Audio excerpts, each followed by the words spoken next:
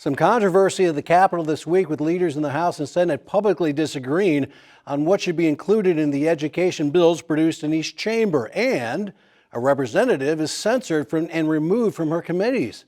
With more on that, I spoke with Quorum Call publisher Shawn Ashley. Shawn, tell us exactly what Representative Mari Turner did to be censored by the Oklahoma House. According to House Republican leadership, Turner initially refused to allow Oklahoma Highway Patrol officers into our office on February 28th, following an incident in which water was thrown on another representative by an individual visiting the Capitol. Ultimately, House Speaker Charles McCall's office was contacted, and troopers were escorted into Turner's office. In addition, the censure motion, which was passed on Tuesday, asked that Turner be removed from all House committees until she apologized to the Highway Patrol and House leadership. Turner has said they will not do that and has been removed from all House committees. Shawn, now that recreational marijuana has been turned down by the voters, lawmakers are turning their attention back to the medical marijuana industry. How so? Some of the proposals still pending before lawmakers today, for example, deal with the location of dispensary and other medical marijuana businesses in relations to churches and schools, something that lawmakers have been struggling with for a number of years. There are also proposals related to the doctors who signed off on medical marijuana licensing and the type of education that they would need in order to be permitted to do that. Like many years past, really the proposals are all over the place, and ultimately lawmakers will probably come up with some sort of omnibus proposal before the end of the legislative session. But isn't the biggest problem foreign nationals running all these marijuana grows and cartels? Isn't that the big issue here? That is an issue that is challenging the industry. And we've heard both the governor and the attorney general speak of going after those illegal operations. There's also legislation working its way through the legislature currently that would enforce the idea that land in Oklahoma could not be owned by these foreign individuals and foreign corporations. Currently, the Oklahoma Medical Marijuana Authority has a moratorium on licenses, both of grow operations and other type of businesses.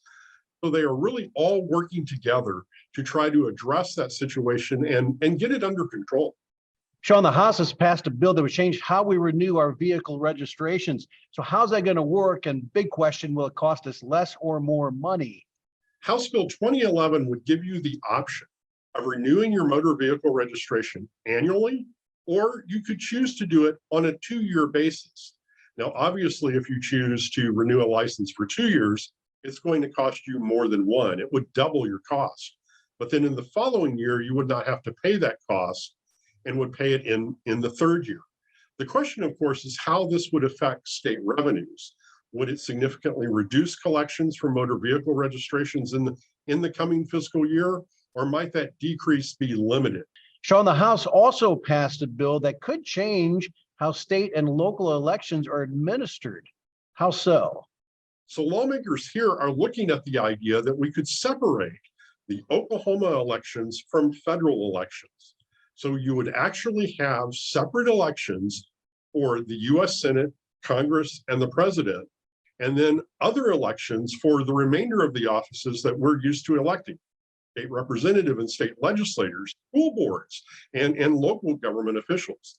That is what the proposal does. It separates federal elections from state and local elections in the event that there are significant differences in how those elections are to be administered.